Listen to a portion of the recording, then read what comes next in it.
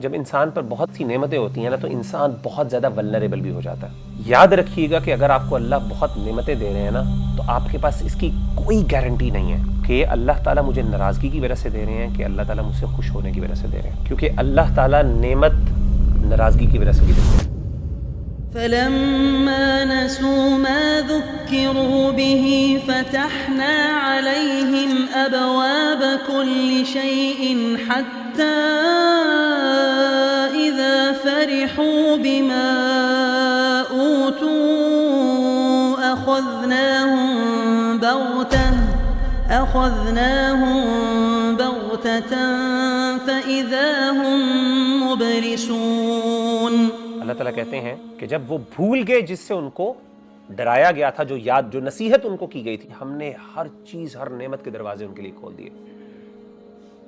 حتی اذا فرحوا بما اوتوا، جب وہ فخر کرنا شروع، یعنی وہ اتنی نعمتیں آ گئیں ان کے پاس، اتنے وہ خوش ہو گئے اور انہوں نے کہا کہ جی ہم سے بہتر تو کوئی دنیا میں نہیں ہے، اخذناہم بغتۃ، ہم نے پھر اچانک ان کو پکڑ لیا، فاذا هم مبلسون، پھر وہ پریشان اور ہکا بکا رہ گئے۔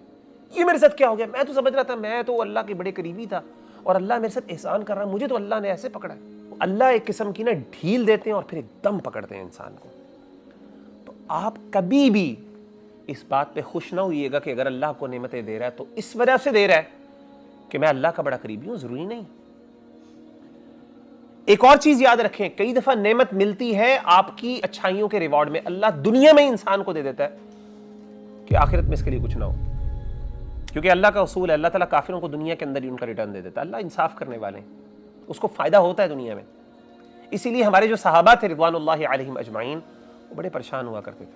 حضرت خباب بن ارت رضی اللہ تعالیٰ عنہ فرمایا کرتے تھے کہ مجھے ڈر لگتا ہے کہ اللہ تعالیٰ جو ہمیں اتنی آسائشیں اور اتنی نعمتیں اللہ نے ہمیں دے دی، تو کہتے ہیں مجھے ڈر لگتا ہے کہ کہیں اللہ تعالیٰ ہمیں دنیا میں ہی ہماری محنتوں کی جزا نہ دینا شروع کر دیں، کیونکہ جو مشکل ترین ٹائمز تھے، جو سب سے بیسٹ ٹائمز تھے نا، وہ مشکل ترین ٹائمز تھے۔ نبی صلی اللہ علیہ وسلم کی رفاقت میں ہم نے فاقے کیے تھے، ہم نے برداشت کیے تھے، اور بڑے بڑے صحابہ دنیا سے رخصت ہو گئے اسی حالت میں۔ اب ہم جیسے رہ گئے پیچھے، یہ وہ کہہ رہے ہیں ہم جیسے پیچھے رہ گئے ہیں اور ہمیں اتنی نعمتیں مل رہی ہیں، مجھے تو ڈر لگ رہا ہے کہ شاید اللہ تعالیٰ نے ہمیں اس لیے رکھا کہ ان کو میں دنیا میں ہی سب کچھ دے دوں تاکہ آخرت میں ان کے لیے کچھ نہ ہو۔